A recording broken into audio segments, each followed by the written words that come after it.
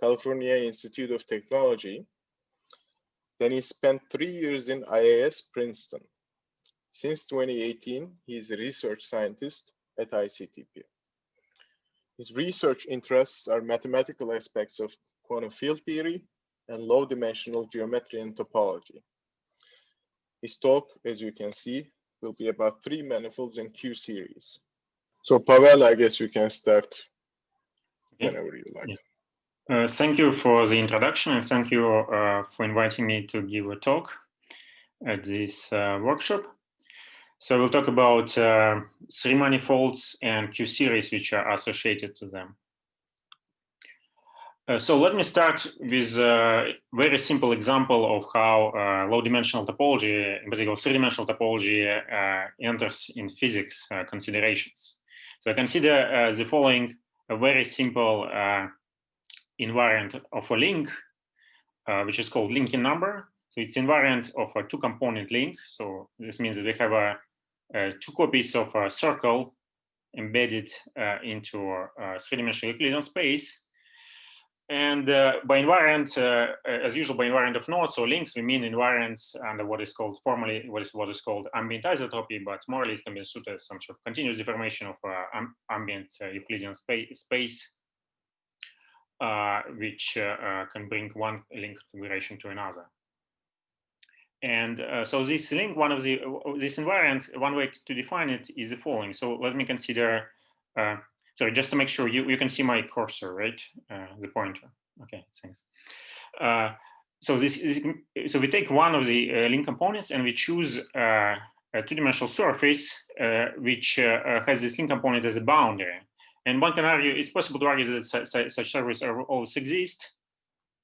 And what we do then, we count the points, intersection points of the first link component L1 here with this surface, and we counted with signs, with appropriate signs corresponding to relative orientation of the first link component and the surface, which is denoted by sigma 2 here. In this particular example, we have to count this point, and with both positive signs, and the result will be 2. And so also let me note that also this invariant is defined kind of asymmetrically with respect to first and second link components. It's quite easy to argue that it actually happens to be symmetric. So what is how this, for example, invariant enters in physics? So one way is sort of classical interpretation. So suppose L1 is my path of a magnetic monopole. So I do some sort of thought experiment and I take my magnetic monopole along this line. And L2 will be where I place my current, where my wire is a current. And what happens if I want to calculate the work, which I need to kind of carry my monopole along L1? This work will be proportional, of course, will be proportional to the current, to the value of the current, to the monopole charge, but most importantly, it will be proportional to this linking number. And the second interpretation is more like quantum mechanical. So suppose I place along L2 second link component very thin solenoid. So there is not real magnetic flux flows inside this very thin solenoid. And then L pass, L1 will be a pass of electron. And then the what is called a Berry phase, so it's a phase which is obtained, the wave function of the electron obtains if I carry electron along the L1. This Berry phase will be proportional to the linking number. Of course, it also will be proportional to the electron charge and the magnetic flux. Okay, so now let me consider a more complicated invariant. So you probably heard about what thing like a Jones polynomial. So there is a notion of an invariant of a node. So suppose I can just consider this a node, not a link, just a link with one component. A node in a S3. So S3, considering nodes in 3-dimensional sphere is equivalent to considering nodes in 3-dimensional Euclidean sphere, because you can always add a point at infinity, and nothing. We can always assume that the node doesn't pass through this point at infinity. And this invariant is so before we have a linking number, which was an invariant, just an integer number. Here, this invariant for fixed choice of n, which is called a color. N is a here positive number. This will be invariant valued in Laurent polynomials in formal variable q with integer coefficients. So there will be multiple numbers of integers contained in this invariant. So n equals 2 is when color is equals 2 is a particular case where this invariant is called just a Jones polynomial, not color Jones polynomial. So one way to define this is by essentially recursively. So if you look at the node diagram, so essentially how we draw a node, and we locally, if the part is of a node diagram looks something like this, so we can replace it to this and this configuration locally, and this, and we have for the node diagrams different by these kind of changes, local changes. We have the following relation of the corresponding Jones polynomials, and it's rather easy to, like, given a node, it's rather easy to compute this. And we also have to fix a normalization that for a node, this is I fix normalization for a node, it's equal to 1. So for example, if I consider what is called trefoil node, using these rules, I can apply these rules to this crossing. Well, once I pick some orientation, one can get, it's quite easy exercise to obtain this polynomial. And so what about, so this was the definition for color equals 2. What is the definition for n greater? So I'm not going to give you explicit definition, but essentially what is, once you can calculate J2, you can calculate all other Jn's by just considering what is called cables of a node. So this is, so cable is kind of M cable of a node. So you start with the original node and you split locally. You split each strand of a node into M pieces, into M pieces which go locally parallel to each other. So this is in this picture. This is an example of a two cable of a trefoil node. Okay. So one can ask a question. So what is the physical realization of this more complicated invariant? And okay, the answer is not so is not so trivial as it was for linking number, but still, but it was answered by Witten in '89 in his famous paper Jones polynomial and quantum field theory. And the realization is the following. So what one needs to do is consider a gauge theory on a 3-sphere. So 3-sphere is where our node will live. And so as usual, as we consider gauge theory, we consider some principal G bundle on this, on our space, where G here, the gauge group is SU2. And we can see the connection one form for this principal bundle. So this is a one form valued in Lie algebra, which is SU2 here. And then I consider the Chern-Simons action. So what I do is I consider from this one form, I construct the following 3 form. And then, so this will be a 3 form valued in the SU2 Lie algebra. And then I take a trace over fundamental, 2 denotes a fundamental representation here. So this gives me just a real valued 3 form, which I can integrate over a 3-sphere. And then what we want to do, so as usual, you can see the quantum field theory, we need to kind of integrate over all possible field configurations, where field here is a connection one form, is a gauge field of exponential to the action with some coefficient. So this coefficient, one can argue that it should be quantized. So here I introduce some shift for convenience. And so this coefficient is assumed to be integer. And then I also insert what is called in quantum field theory an observable. So I insert a trace of, one way to say is a trace of a path ordered exponent of an integral of my connection one form over along my node, or equivalently, this is a holonomy of my connection along K. And here, so this bold n denotes an irreducible representation of SU2 of dimension n. So once I integrate over all A's, I get some sort of, I get a certain number depending on Q and the claim on K, and the claim that it's equal to the value of the Jones polynomial of this node, which I insert on my 3-sphere with Q replaced to this exponential of 2 pi of K. Okay. But of course, one can, so this, okay, let me also mention, so the theory is kind of explicitly topological because there is no dependence on metric here. So this is, at least naively, we can expect that nothing will depend on kind of any continuous deformations of our space-time. It doesn't depend on geometry, it only depends on topology. But of course, if you have some sort of theory like this, one can, of course, try to consider this not just on a 3-sphere, but on arbitrary 3-dimensional manifold, which only locally looks like a Euclidean space. So one can just consider, similarly consider SU2 principal bundle on a 3 manifold. This would be one form on M3 with coefficients in Lie algebra, SU2, and do the same, consider the same local Lagrangian and integrate it over my 3 manifold to get some to get some real value.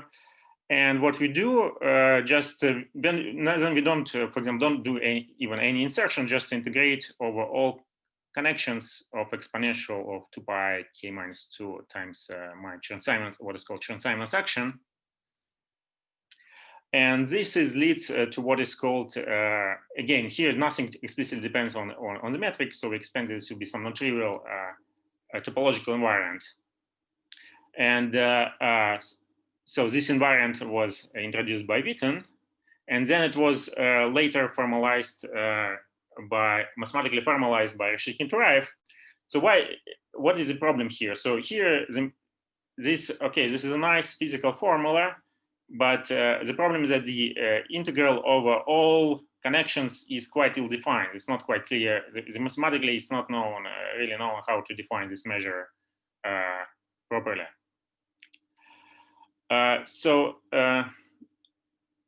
one needs a bit different approach to define this mathematically.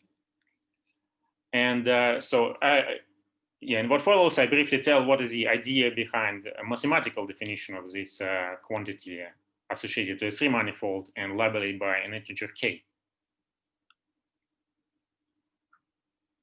So this mathematical definition is based on a very close relationship between links in a 3-sphere and 3 manifolds. So namely, to be precise, we want to consider what is called frame links. So framing is an additional, for the purpose of my talk, I assume that the framing is just additional information which are attached to each link component, and this additional information is just an integer. So each component I just label by some integer, AI, and so when then there is a certain operation which is called dense surgery, which from a link in a 3 produces some non-trivial closed-oriented 3 manifold. So how does it work? So one has to do this what is called dense surgery on each link component, and this operation can be summarized as follows.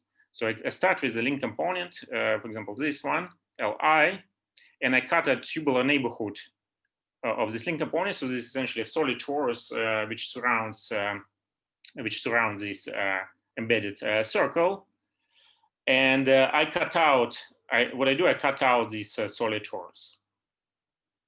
And here on this, so the boundary of my new 3 manifold will be a torus. So I created a boundary which is a torus boundary, and I consider 2 cycles. One is which I call the meridian cycle. Meridian cycle is a small cycle which surrounds my link component, which is just contractible in my solid. And then I consider another cycle which is longitude. And to define a longitude, this is why I need a framing. To define longitude, so longitude I define as a cycle which goes once, along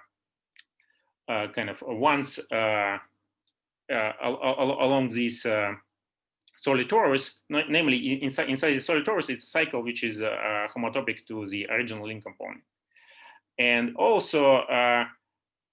And such that if I consider this cycle and consider linking number of this cycle small li with my link with the original link component, its linking number should be given by this framing coefficient AR. So morally, this means that this longitude is kind of when it goes around my link component, it winds AI times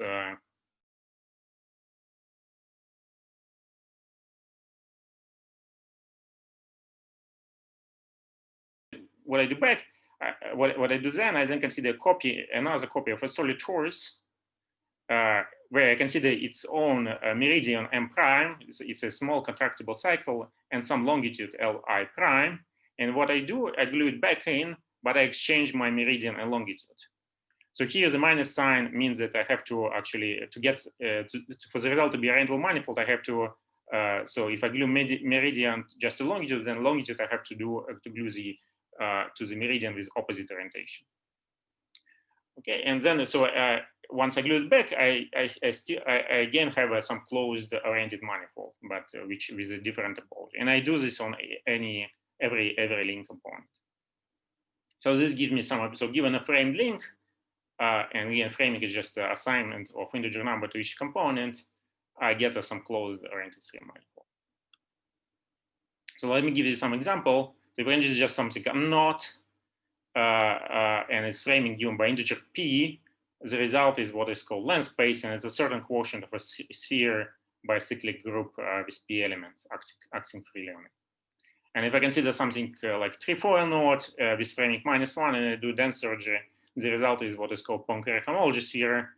And another way to describe it is a quotient of a 3 by a finite group, which is called binary icosahedral group. So then we can ask a question, okay, we have this procedure which from links gives us 3 manifold. So first question, okay, can we obtain all 3 manifolds using this? And the answer for this is essentially positive, and it's given by Likert-Wallace theorem, which gives that every closed oriented 3 manifold indeed can be obtained by surgery on a certain framed link. And then, okay, another question is natural to ask, is it, does different link give different manifolds? And the answer is no, but it's known it's known what is the relation between links, which gives the same meaning homeomorphic 3 manifolds. So the answer to this is given by theorem by Kirby, but I will give you a formulation, but it's kind of version by Fenn and Rook. So the statement that if you start with links L and L prime and the dense surgery on them, so the resulting 3 manifolds will be homomorphic if and only if these links are related by a sequence of what is called Kirby or Fenn-Rook moves. And these moves look as follows. So we start with so suppose we have something which is by itself is an unknown, some component which looks like a node. So I forgot to put here this node should be with framing ±1 here. Yeah, sorry, I forgot it. Yeah, this should be framed by ±1, and I have a bunch of other link components coming through this unknown with framings A1, A2, A3, and so on. And what one can allow to do is allow to remove this unknown with framings ±1, but the cost of this removal is the following.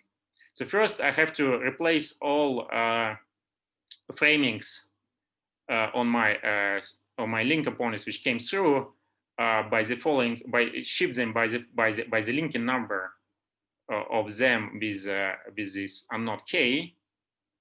Sorry, this should be actually squared. Sorry, I forgot. I missed some. This should be squared. Link is squared. And the other thing I do ±1 full twist, depending on whether this framing of unknown was -1 or +1. So full twist means if I consider this direction as a kind of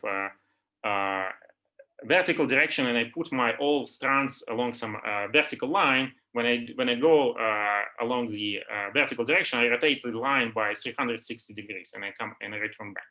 So this, for example, if I have +1 twist, if I have just 2 strands and I do +1 twist, this means the following configuration. And similarly for a bunch for multiple strands. So let me give you some examples of how one can use these Kirby moves. So this particular this diagram shows -1 Sergei on trifol, which I already mentioned that it gives you Poincare homology sphere. And this sequence of Kirby moves, it means that you can also realize this Poincare homology sphere by, for example, this simple diagram with just 3 kind of unknowns linked together with framings +1, +3, +5, +2, and also this kind of diagram of linked unknowns where they all have framings -2, and they form. It's actually not. It's not accidental. They form Dynkin diagram of E8 Dynkin diagram, which is not accidental. And so, for example, if I just briefly go here, for example, if we want, we can here we have a knot with framed. So again, we can remove essentially a knot with framings plus or -1. So here, for example, we have a knot with framing +1 in this diagram, and we can remove it. But the cost of it is that we change all other framings. They shifted by -1 because they passed once through this unknot with +1. So instead of +2, +3, +5, now we have +1, +2, and +4, and they also twisted together by a full 1 twist. But then now again we have another knot with frame +1, and we can also remove this, and then we are left with just 2 link components. With again we shifted framings by -1 instead of +2, +4. We have +1, +3, and we get this diagram. Now we can just this is actually can be just redrawn. So I don't do any Kirby move. I just redraw it like this, and now I still have a knot with +1 and another component of my link which passes through 2 times through it with framing +3. And I do Kirby move on this knot, and this I should shift by -2 square of the linking number, which is 2 squared, which is 4. So I get -1 to this configuration, and this can be just redrawn as a trefoil. And as an exercise, you can do you can do this pass, another pass. Okay, so since now we know what is the relation between links, what is the exact relation between links and 3 manifolds, and so in particular, what we learn that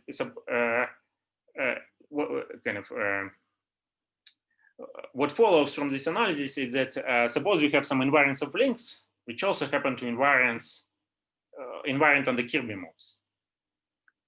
And then this would provide automatically invariance of 3 manifolds.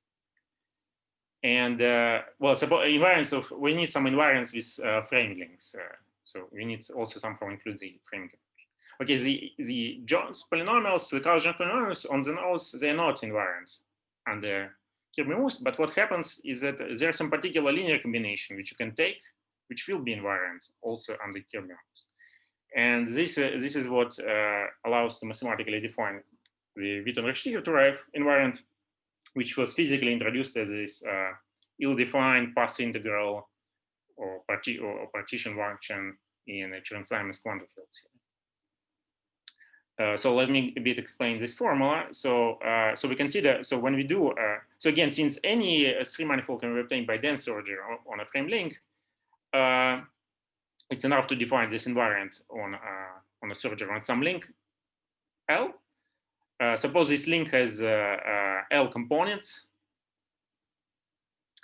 And so we consider the colored Jones polynomial of this link. So there will be color assigned to each component and I. And so here we introduce some weight here, some factor, which depends on the framings AI. And then what we do, we sum over all colors. So there are actually L summations here for all colors coming from going from 1 to k minus 1, where k is some our fixed integer k. And we also evaluate this quantity with q equals to e to the 2 pi over k, as in the relation between Jones polynomial and Chern-Simons. And we also need to, okay, by itself, it's almost invariant.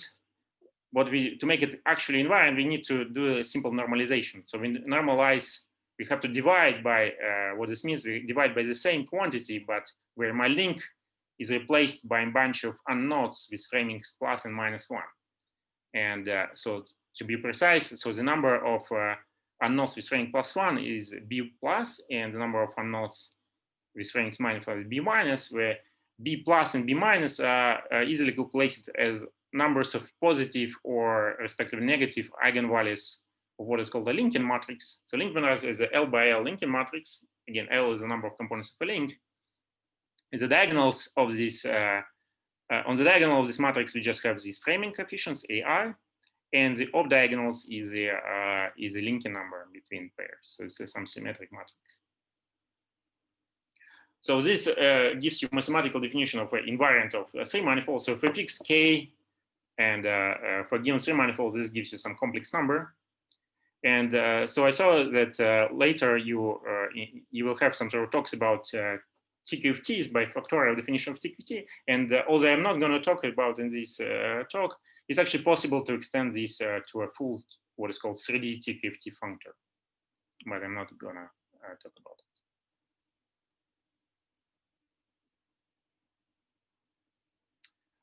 Okay. Now, what happens is it's known that for Jones polynomial, what one can do is one can do what is called categorification. And this categorization, so let me briefly describe it. So by Khovanov, it was found that one can construct a certain invariant of a knot, which is not just a number or a polynomial, but the result of this invariant is a vector space. So for each knot, it assigns a certain vector space, and this vector space is doubly grading. Means it has can be decomposed into the direct sum over indices I and j, which run over integer numbers. So simply suppose it's a vector space over complex numbers, which is a 3D term. And this doubly graded vector space is related to Jones polynomial by the following weighted sum of dimensions of these dimensions of the vector spaces with fixed grading. So we sum over I and j my gradings. So this is a dimensional of the subspace with fixed grading, and I weighted with q to the I and -1 to the j. So in a sense, if I understand my second grading as a homological grading, this means I take an Euler characteristic of this respect. And yeah, so this is kind of when we lift kind of numbers to vector spaces, this can be often called what is as a categorification. But actually, and it is known that this is invariant. These Khovanov homology, in particular, their dimensions, they actually provide they provide a strong invariant of a knot. So they particularly can find some knots for which the Jones polynomial is the same, but Khovanov homology are different. So this is the first kind of advantage, and the second, there is actually more structure. So this invariant is actually happens to be functorial with respect to what is called knot cobordisms. So what this is that if I consider, for example, two knots, one knot is by K1, so it's a knot in R3, and another knot K2, some other knot in some other copy of R3, and suppose I consider a certain I consider these two copies of R3 as a boundaries of R3 times interval. So this is a subspace of a four-dimensional Euclidean space. And in this R3 times interval, I consider surface sigma whose boundary components are exactly this knot K1 and K2. And the claim that for each of these surface, one can associate a linear map between the corresponding vector spaces. Map over here.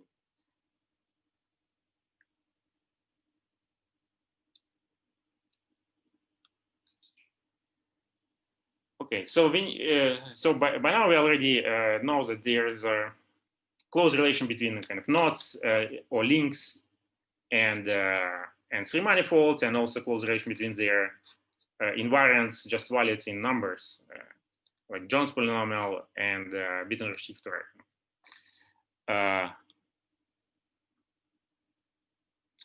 Sorry, actually I missed.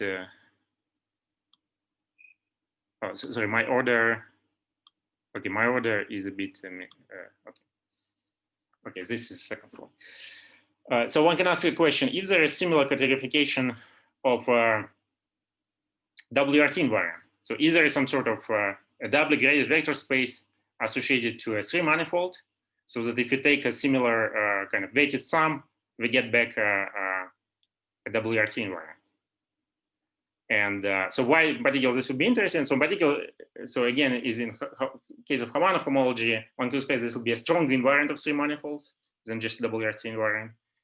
And the second, we can also expect there will be some also functorial structure that if you have some what's called cobordism between between a pair of 3 manifolds, say M1 and M2, which is a 4 manifold, whose boundary components give this pair of manifolds. Then there will be a linear, then for this 4 manifolds, there will be associated a linear map between these vector spaces associated to the 3 manifolds. In particular, this will provide us some invariants, new invariants of smooth 4 manifolds, which is a would be quite valuable thing, because we know that in 4-dimensional topology there is a kind of the very hard problems of the type that of distinguishing there can be 4 manifolds which are homomorphic to each other but not diffeomorphic, and it's very hard to distinguish such pairs. And one, and it's a big question, kind of big problem to find kind of new invariants which could do this job. Okay.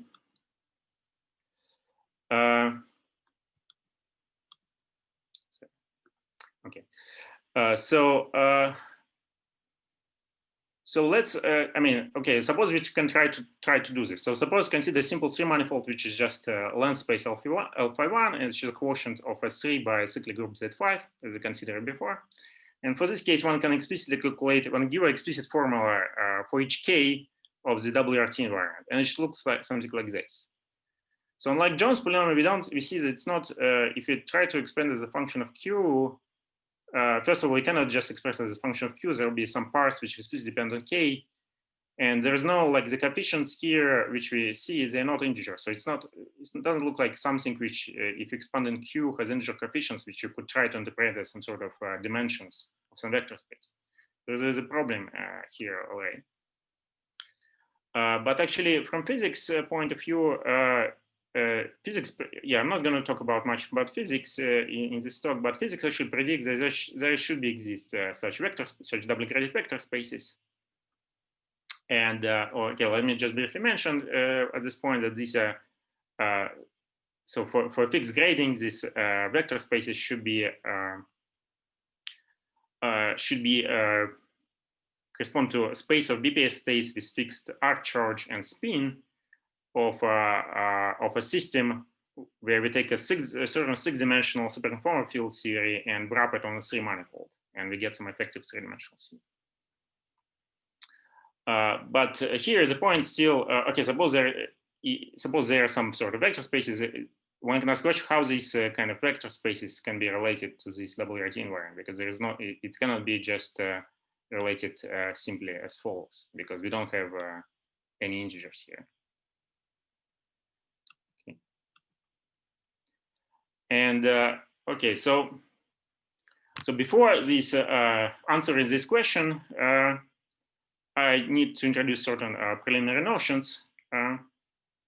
And for simplicity, I restrict myself to the case when the 3 manifold is what is called a rational homology sphere. So the first Betti number is 0. In other words, and equivalently, the first homology group is just a finite abelian group. Then one can introduce a notion of what is called a linking pairing. It's a bilinear map on H1 on the first homology group, which is valued in rational numbers modulo integers, and it's defined as follows. Suppose we consider one chains A and B, which represent some homology classes. So this tensor product of the respective classes, homology classes, will be mapped to the following quantity. So since H1 is a finite abelian group, I can always find an integer number n, so that n times b gives me, this is will be a trivial element in homology, which means the corresponding one chain will be a boundary of a certain 2 chain B prime. And then what can I do? I can take an intersection between these 1 chain A and 2 chain B prime, and count the number of these intersections points with algebraic number, this sign. And I divide it by n, and I take this value mod 1. And this will be invariant. The claim is this will be invariant of all choices I made in the process. So let me give you a simple example. Here you can see there's this length space LP1.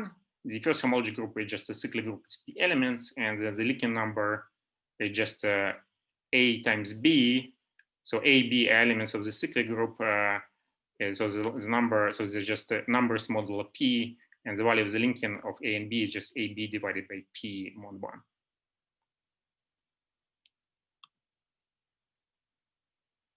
Okay, and so Pavel, you have around 5 minutes, but if you like to extend for a couple of 3 minutes, you can do so. Okay.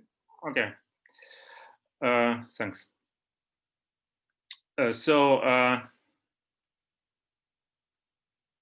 Okay, so now,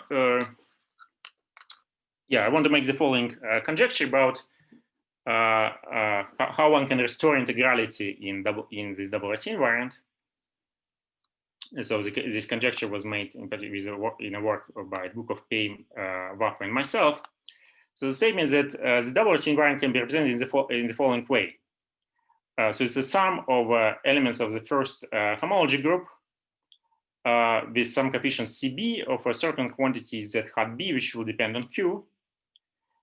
So namely, this Z hat B, which are labeled by the elements of the first homology group, there will be a series up to some simple factors. There will be a series in Q with integer coefficients as we want.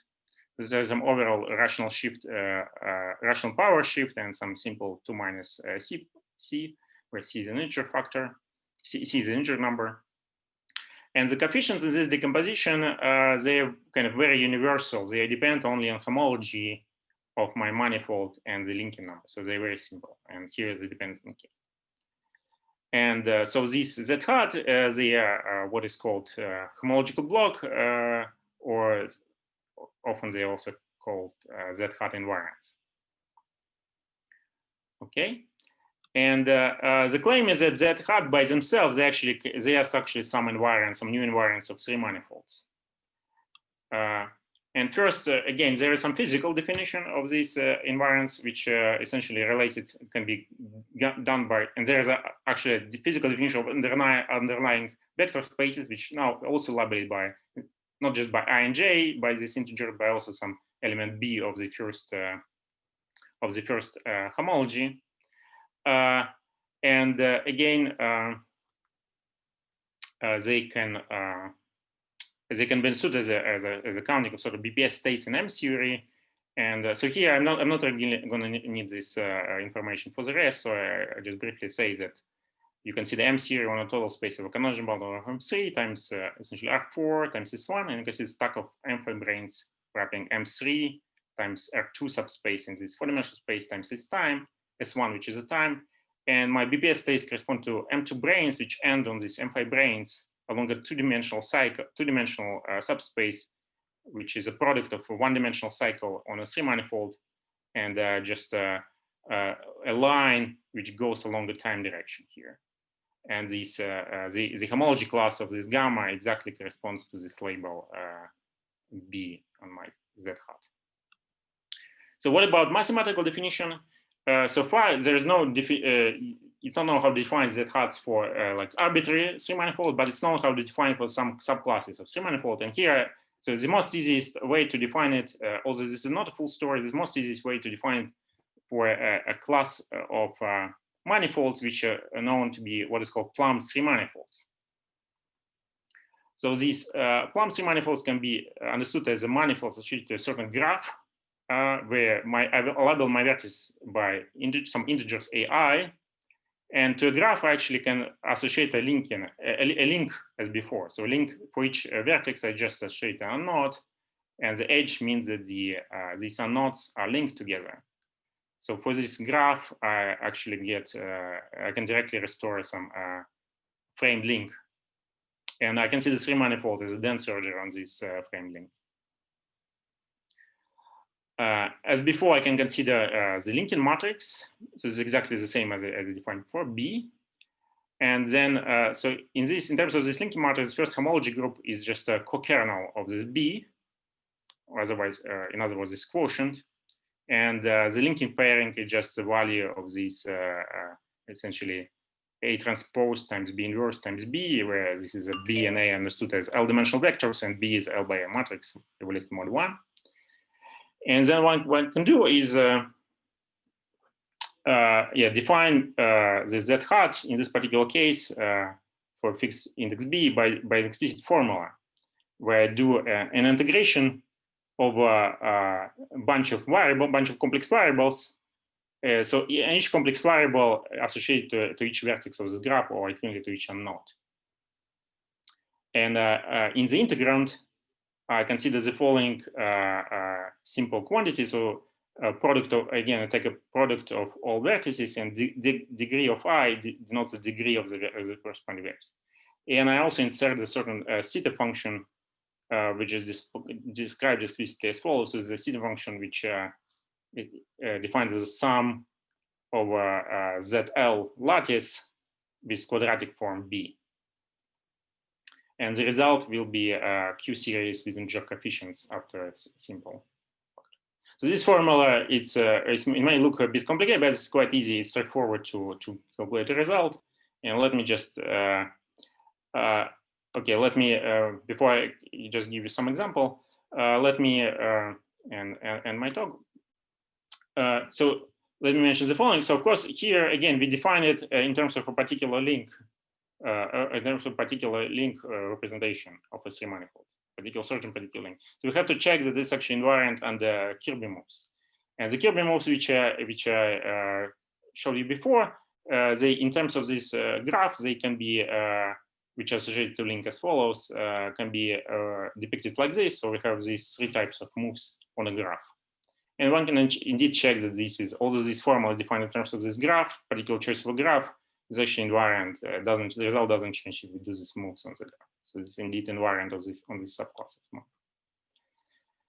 Okay, yeah, before I end, I just give you some simple examples. So for example, if you consider this graph with -5, so this corresponds to unknot with framing -5. And again, the result is just length space. And in this case, just do this simple integral. And the result is, okay, there will be 5 components of like 5 Z hats, because B runs over a group with 5 elements. And in this case, the result is just very simple, just a monomials in here. And if I take this, what we already encountered, this Poincare homology sphere, which I can represent either by this graph or this graph, the result, the first homology group in this case is trivial, so there will be a single element, single Z hat, and the result is the following Q series.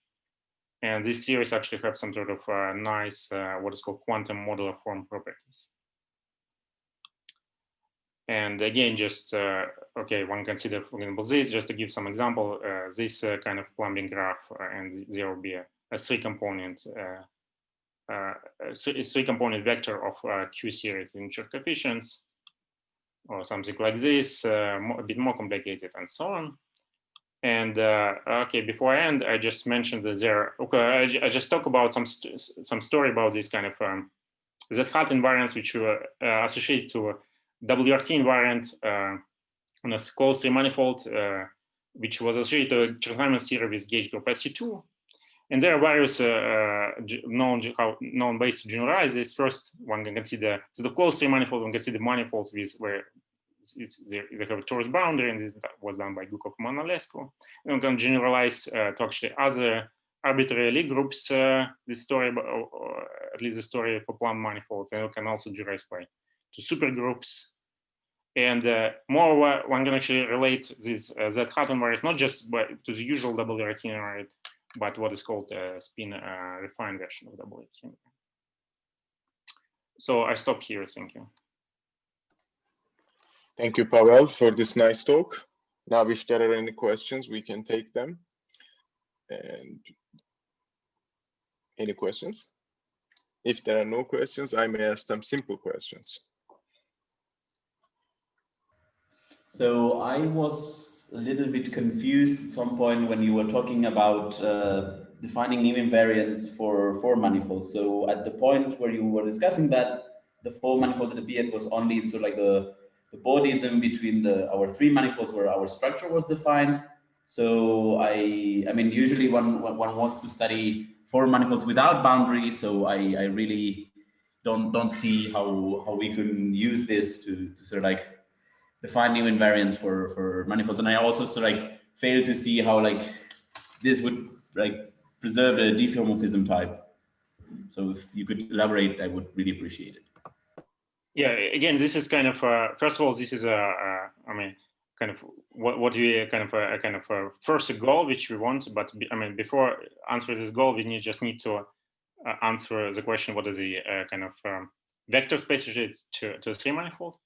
But in principle, what we expect that so for you, four manifolds would be can be assumed to some particular version of these cobordisms, where this is empty manifold and this is also empty manifold. And in this case, well, as usual, we expect that this functor which we have, it will be just this the vector space associated to a trivial three manifold would be just a simple like one-dimensional vector space. Say, well, it's a. I mean, suppose it's just a vector like one-dimensional complex vector space, and the linear map between one-dimensional complex vector space is just a complex number, and this would give you just complex valued invariant for manifolds with without boundaries. But this kind of the functorial structure is nice because you can try to if you want to calculate or like calculate the invariant of some complicated four manifold, you can kind of cut it in some places into basic pieces, and calculate, and then for each basic piece you get invariant four manifold with boundaries. And if you know how to calculate for some basic four manifold with basic four manifolds with boundaries, which then you can glue them all together to get a final invariant of a closed four manifold, which doesn't have a boundary. And well, the so let me also mention that well, why this is kind of plausible that this thing will happen, and the invariants would actually depend on smooth structure, not just on a topology of a bounding. Because there is a similar story.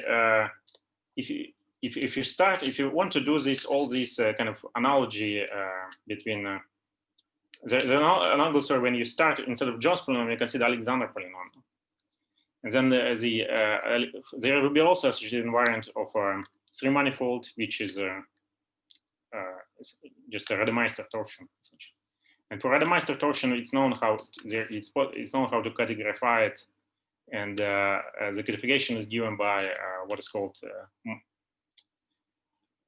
well, one way to do there's different equivalent ways to do this codification. So one way is to codify it by what is called monopole Floer homology, or equivalently one can use Higard Floer homology.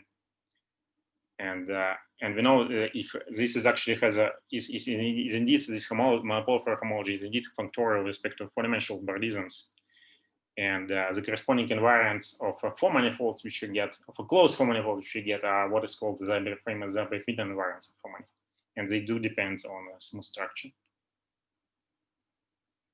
But again, this is a kind of this thing I just presented as a part of motivation, one of the motivation why this is interesting to categorify WRT invariant.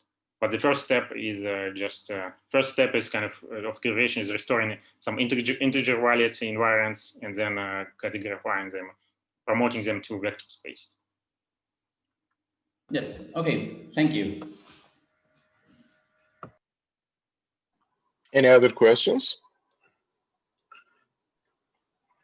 If not, can I ask one question? Yes, please, please. Can you please state your name as well? I'm Satoshi Nobata. Okay. Right. Is there any way to take large n limit and then go to toric Calabi-Yau to compare like your Z hat or Z sub A to go Gukov Vafa type invariants on local P1 cos P1, for instance, RP3 versus local P1. Yeah, I think in well, in some sort of, you consider some spherical manifolds where you do a quotient or like length space. Yeah, length space is enough. LP1 is enough. Yes, yeah, you should be able. This wasn't was done, but yeah, each one should be able to do this, and one should again get a relation to Kumar Vafa invariant. Okay. But you have to sum over all the, like, your formula is SAB times Z hat B.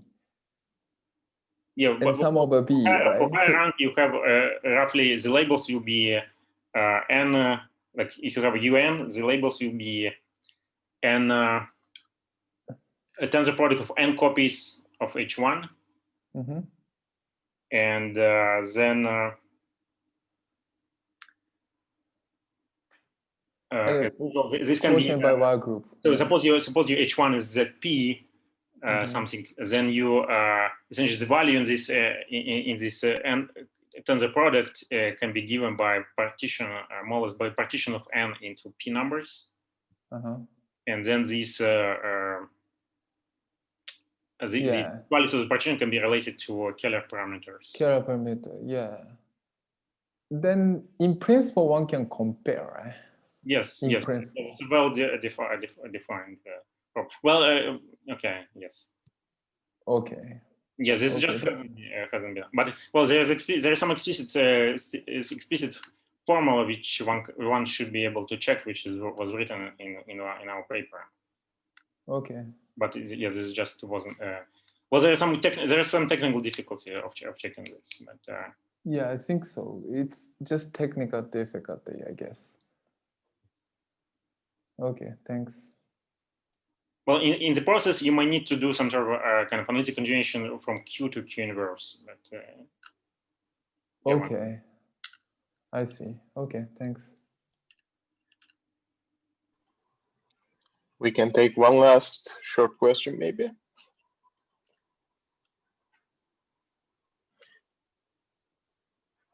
If there are no questions, I can ask a simple question.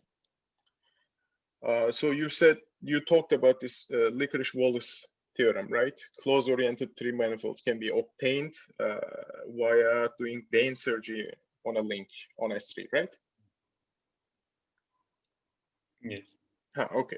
You hear me? Okay, I wasn't sure. So, can you obtain, for instance, you said closed-oriented three manifolds. Can you obtain non-compact manifolds via this process? Some non-compact manifold examples, for instance. Well, you can obtain manifolds with I know how to obtain compact manifolds with boundaries. Can you repeat? I'm sorry. You can obtain manifolds with boundaries. Okay. Well, I guess I mean the compact manifolds, but I guess you can make some even non-compact. Okay. And yeah, so essentially you can also do yeah. So yeah, well, the boundaries are all kind of they're just some Riemann surfaces, which is defined by some genus, and you essentially do again some sort of you describe the dense surgery on a kind of on a link in a three-sphere, but on a link you also add what is called a coupon. Coupon is a kind of a square which you attach kind of G arcs. You attach it to the link, you mean? Well, I mean, you can have a links. Yes. And you also can embed a rectangle. A rectangle on one side of which you attach a kind of arc, a half knot. Okay. And why this gives you manifolds, can give you manifolds with boundary? Because if you remove a neighborhood of this, what I call coupon, you remove essentially a solid body. You create a boundary of a genus G Riemann surface. Okay. Thanks, Pavel. So if there are no questions, I would kindly ask you to unmute yourself and thank our speaker again. You can clap him if you like. So thanks, Pavel, for this great talk. Thank you.